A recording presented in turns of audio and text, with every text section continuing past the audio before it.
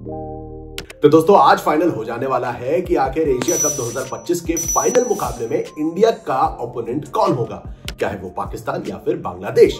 आज का मुकाबला मैच नंबर 17 सुपर 4 का मैच है, जहां पाकिस्तान और बांग्लादेश होंगे आमने सामने रात 8 बजे से इंडियन टाइमिंग के अनुसार, और मैदान रहेगा वही दुबई इंटरनेशनल क्रिकेट स्टेडियम।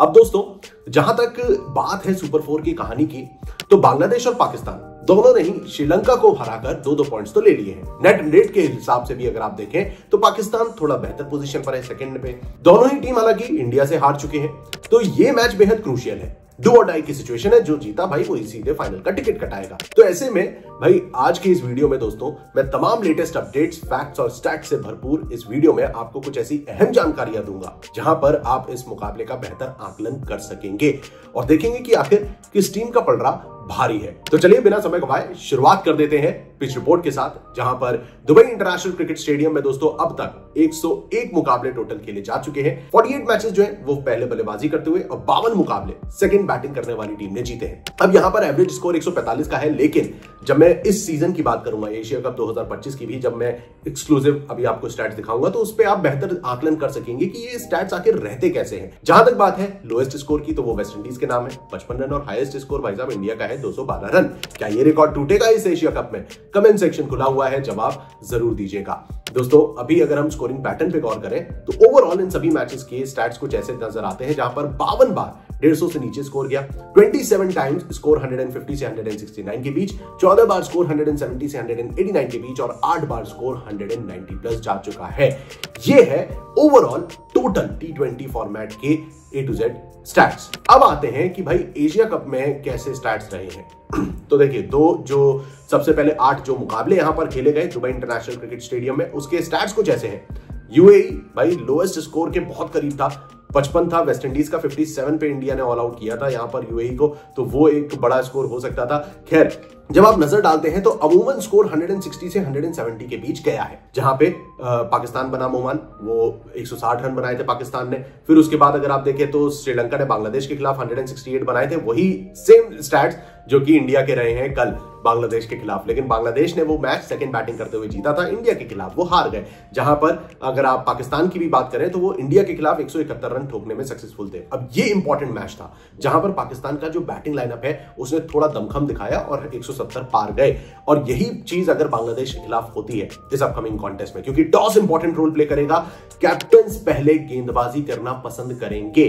तो भाई साहब ऐसे में पहले बैटिंग करने वाली टीम अगर 170 के आसपास टच कर देती है तो जीतने की दावेदारी पेश कर सकती है। हालांकि गेंदबाजी के लिहाज से जब आप देखते हैं तो बांग्लादेश की टीम डिसेंट रही है, क्योंकि इंडिया को भी भाई इन्होंने 168 पे रोका, और जहां तक बात थी श्रीलंका की तो वहां पर भी उन्होंने 168 पे रोक दिया था। अब दोस्तों यहां पर जब हम बात करते हैं बॉलर्स के प्रदर्शन की, तो 8 मैचेस में 98 विकेट्स लिए गए, 47 विकेट्स पेसर्स ने और 51 विकेट स्पिनर्स की झोली में गिरे हैं। देखो बॉलर्स को अपॉर्चुनिटीज तो भरपूर मिल रही है, स्पिनर्स का दबदबा भी यहां पर है, लेकिन पेसर्स को नजरअंदाज नहीं किया जा सकता। ये जो स्पिनर्स की जो टोली है इसमें सबसे ज्यादा विकेट तो कुलदीप यादव और अक्षर पटेल जैसे गेंदबाजों ने लिए हैं, इंडियन बॉलर्स ने, जो कि दुबई का बहुत अच्छा फायदा उठा रहे हैं, दुबई जैसे ट्रैक का। अब यहां पर बांग्लादेश और पाकिस्तान के पास है ऐसे गेंदबाज जिन पर नजर रखनी चाहिए। वेल इसकी बात हम करेंगे टीम एनालिसिस में। दुबई के ट्रैक पर 36 में से 19 मुकाबले पाकिस्तान ने जीते हैं, बांग्लादेश ने 6 मैचेस यहां पर खेले हैं और 3 मुकाबले अपने नाम करे हैं। वहीं जब हम बात करते हैं कि अभी तक आमना सामना जब हुआ है तब कैसे स्टैट्स हैं, तो 25 में से मात्र 5 मुकाबले बांग्लादेश के नाम है, 20 मुकाबले भाई पाकिस्तान ने जीते हैं। That is the share dominance. लेकिन अभी आपको हाल ही में वो 3 मैचेस की सीरीज याद है जहां पर 2-1 से बांग्लादेश ने जीत दर्ज करी थी, तो वो 2 मैचेस इसी, अगर हम 2025 में 6 मुकाबलों की बात करें, 2025 में ही 6 मुकाबले दोनों टीम्स के बीच हुए हैं। 4 मैचेस पाकिस्तान ने और 2 मुकाबले बांग्लादेश ने जीते हैं, जो कि अभी रिसेंटली जीते थे। अब ऐसे में क्या बांग्लादेश की टीम इतनी सॉलिड है, इतनी यूनाइटेड है कि वो पाकिस्तान के खिलाफ इस मुकाबले में जीत दर्ज कर सकें? चलिए गौर करते हैं टीम एनालिसिस पर। सबसे पहले तो पाकिस्तान की बात करते हैं। देखो टॉप ऑर्डर में सैम आयूब, टाइपजादा फरहान और फखर जमान अलॉन्ग विद मोहम्मद हैरिस, ये 4 खिलाड़ी हैं जिनके आसपास इर्द गिर्द घूमती है, जिसमें सैम आयूब का तो मैं नाम साइड ही हटा दे रहा हूं क्योंकि इस एशिया कप में उनका बल्ला तो चला नहीं है। इंपॉर्टेंट रोल प्ले करते हैं फखर जमान और टाइपजादा फरहान। मोहम्मद हैरिस ने भी छोटी छोटी कैमियो पारी खेली है। दोस्तों यहां पर जब आप स्टैट्स पे गौर करते हैं तो तो फरहान ने 5 मैचेस में 156 रन बनाए हैं। देखो स्ट्राइक रेट पे आप ज्यादा गौर मत करना, क्योंकि स्ट्रगल तो ये करते दिखाई दिए हैं, वो ताबड़तोड़ बल्लेबाजी हमें पाकिस्तान की नहीं दिखी है। थोड़ा अपलिफ्ट किया है बैटिंग लाइनअप को, वो थे फखर जमान जिन्होंने 128 की स्ट्राइक रेट से 122 रन बनाए हैं। वही मोहम्मद हारिस ने भी 100 रन जोड़े हैं 5 मैचेस में 136 की स्ट्राइक रेट से, मतलब 137 ही है।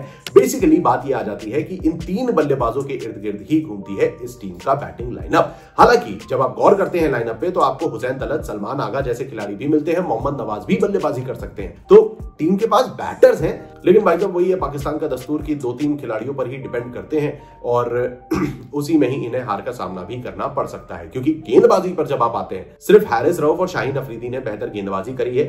अबरार अहमद धीमे धीमे दुबई के ट्रैक पर थोड़ा बेहतर हो रहे हैं। हालांकि जितनी उम्मीद थी अबरार की, जो पोटेंशियल थी, वो चीज देखने को नहीं मिली। 5 मैचेस में 5 विकेट ही हैं।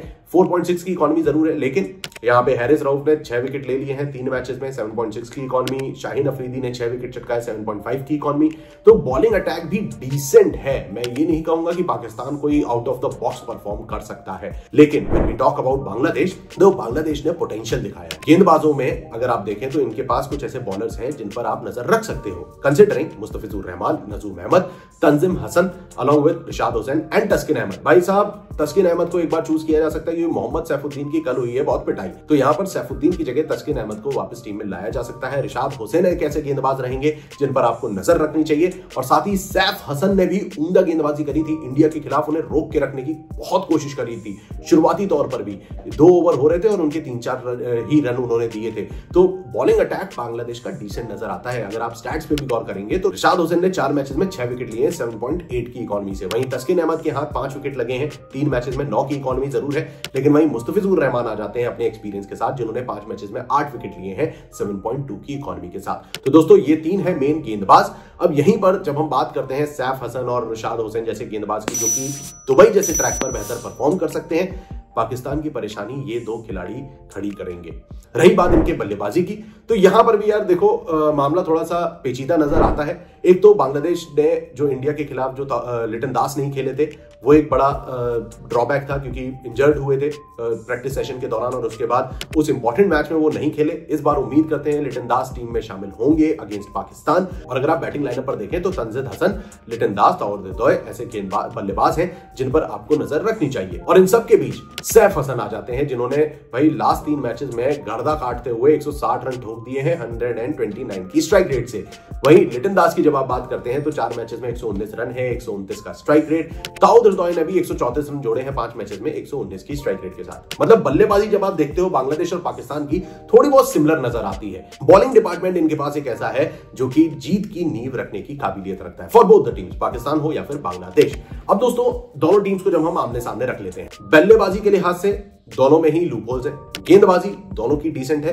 बांग्लादेश थोड़ा सा बेहतर परफॉर्म कर सकती है, दे हैव द पोटेंशियल, क्योंकि उन्होंने अभी तक कंपैरेटिवली पाकिस्तान से थोड़ा बेहतर परफॉर्म किया है। देखो ग्रुप स्टेज के दौरान भी उन्होंने अफगानिस्तान को मात दी थी, फिर उसके बाद भाई श्रीलंका को भी हरा चुके हैं। तो पाकिस्तान कंपैरेटिवली सिर्फ अभी तक श्रीलंका को, बड़ी टीम जो है श्रीलंका को ही मात दे पाई है। अब उसमें थोड़ा सा आकलन करना मुश्किल हो जाता है पाकिस्तान के लिए। हालांकि जब हम मैदान की बात करते हैं तो सेकंड बैटिंग करने वाली टीम का पलड़ा भारी रहेगा। यहां पर तो जो सेकंड बैटिंग करेगा उसके चांसेस प्रबल हो जाएंगे जीतने के।